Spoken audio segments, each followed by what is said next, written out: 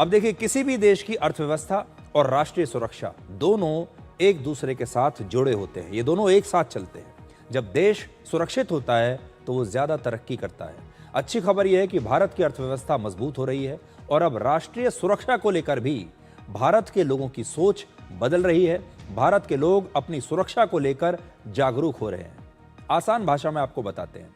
धुरंधर film के बारे में तो आपने बहुत सुना ही होगा, आप में से बहुत सारे लोगों ने देखी भी होगी। इस फिल्म में एक सीन है जिसमें दिखाया गया है कि जब पाकिस्तान के आतंकवादी इंडियन एयरलाइंस की IC-814 फ्लाइट को हाईजैक करके अफगानिस्तान के कांधार में ले गए थे, तो उस समय अजीत डोवल आतंकवादियों से बातचीत करने के लिए खुद कांधार गए। अजीत डोवल ने आतंकवादियों के सामने शर्त रखी कि वो पहले इस प्लेन में मौजूद यात्रियों से मिलना चाहते हैं और उनसे बात करना चाहते हैं। अजीत डोवल ने तमाम यात्रियों को मिलकर यह आश्वस्त किया कि भारत सरकार उन्हें हर कीमत पर सुरक्षित यहां से निकाल कर ले जाएगी। और आखिर में उन्होंने भारत माता की जय का नारा लगाया और लोगों से भी कहा कि बोलिए भारत माता की जय। लेकिन हैरानी की बात यह थी कि प्लेन में मौजूद यात्री बिल्कुल शांत बैठे रहे। उस समय जहूर मिस्त्री नाम के एक पाकिस्तानी आतंकवादी ने मजाक उड़ाते हुए कहा कि हिंदू सबसे कायर कौम है और हम तो बगल में ही रहते हैं, जो चाहे कर लो, तुम हमारा कुछ नहीं बिगाड़ पाओगे। और उस समय हुआ भी यही। इससे पहले कि भारत सरकार इन आतंकवादियों से सख्ती से निपटती, इस प्लेन के यात्रियों के परिवारों के लोग दिल्ली में प्रधानमंत्री आवास के बाहर इकट्ठा हो गए, धरना प्रदर्शन करने लगे, मांग करने लगे कि देश को आतंकवादियों के साथ चाहे जितना भी समझौता क्यों ना करना पड़े, उन्हें अपने परिवार के लोग वापस सकुशल चाहिए। इस घटना के बाद अजीत डोवल काफी मायूस हुए और उन्होंने ये बात कई बार अलग अलग जगहों पर, अलग अलग मंचों पर कही भी कि अपनी सुरक्षा को लेकर भारत के लोग जागरूक नहीं है। भारत के लोगों में अभी भी एक राष्ट्रवाद की भावना पैदा नहीं हो रही है।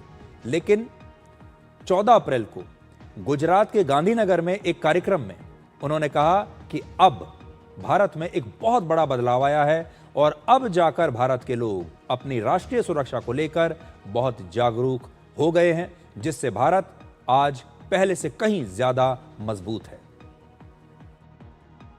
राष्ट्र की सुरक्षा एक बड़ा कॉम्प्लेक्स और जटिल सा फेनोमेनन है। उसके कई घटक होते हैं। राष्ट्र की सैन्य शक्ति, टेक्नोलॉजिकल पावर, उसकी संपदा, उसके संसाधन, उसकी कूटनीतिक शक्ति, उसके मानव संसाधन। और होता क्या है कि हम कभी कभी सोचते हैं कि जब इस कॉम्प्रहेंसिव नेशनल पावर का आंकलन किया जाता है तो अधिकतर जहां गलती होती है वो होती है वहां के राष्ट्र के मनोबल और वहां के लोगों की शक्ति के आकलन में। अगर रूस अफगानिस्तान से वापस गया या अमेरिका को वियतनाम से वापस जाना पड़ा या अमेरिका अफगानिस्तान में अपने मकसद हासिल नहीं किया, तो उसकी टेक्नोलॉजी, उसकी सैन्य शक्ति, उसकी सारे संसाधन उनसे कई गुना ज्यादा थे। लेकिन जो वहां के लोगों की एक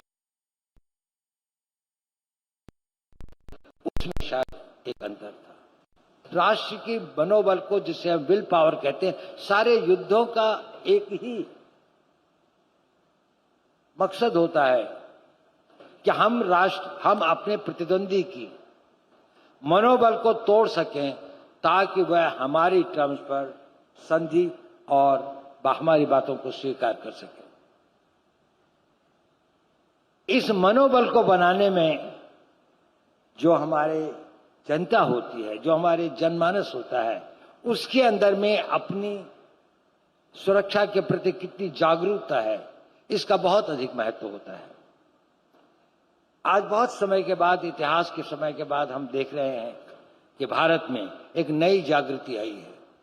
राष्ट्र की सुरक्षा सारे देश का दायित्व है।